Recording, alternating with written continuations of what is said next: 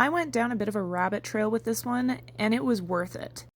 So I saw this on the Kurdish Front News. It's a picture of graffiti in Iran that apparently showed up on the walls shortly after the whole situation between Iran and Israel really took off.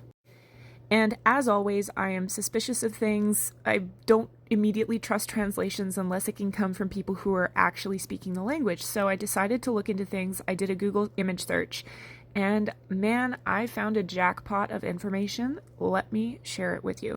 So on X, there was a post with this graffiti shown, and the amount of Iranian support under the post was incredible. This fellow here says the above tweet is very important. Please support it with likes, retweets, and comments. We have another Iranian X account where the person says another graffiti from Iran that says neither IR supporters, which would be Iranian regime supporters, have any guts essentially to go to Israel, nor their missiles. This account, also written in Persian, is translated as saying, a day after Iran's attack on Israel, the streets of Iran are full of graffiti by civilian opponents of this regime with clear messages. Israel, attack them. You start and we continue down the street. And essentially take out the leadership office. People are waiting both in Israel and Iran. There is a massive amount of support from the Iranian civilians against their dictatorship. Here's another account. You can read for yourself what they say. I feel like if I say those words, TikTok won't like me for it, but you can read it. And in case you're not convinced, this is the official account of the Crown Prince of Iran. And he says, this is the Ayatollah's war. It's not Iran's war. The Iranian nation seeks peaceful relations with its neighbors in all countries. When Iran is freed from the grip of the Islamic Republic, this wish will be fulfilled again. He supports Israel. And as we can see from accounts in Iran, again, they support their crown prince. They say, dear Israel, we want our Shah back. Help us get rid of the Ayatollahs. Thank you.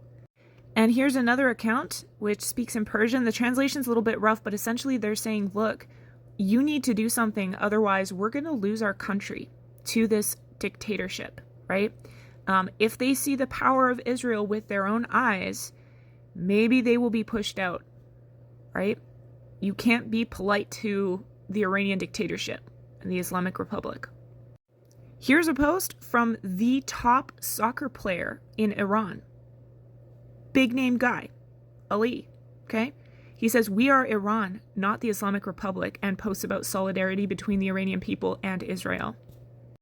And for people who are saying, well, Israel deserved it because they bombed, the Iranian leadership that was in Damascus, guess what? Iran has done the same thing to Israel. They bombed the Israeli embassy in Argentina in 1992. Did Israel retaliate by sending 300 cruise missiles, ballistic missiles, and UAVs back at Iran? No, they didn't. They didn't do that because they don't want the death of the Iranian people, right? What did Iran's Ayatollah want out of this exchange?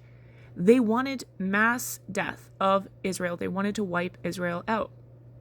And thanks to the hand of God on the nation of Israel and the defense systems and the allies that he has provided them with, they have been protected.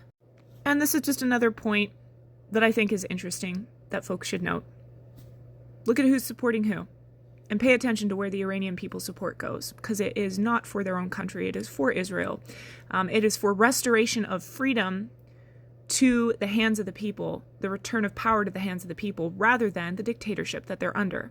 They recognize which side Israel stands on and what Israel fights for.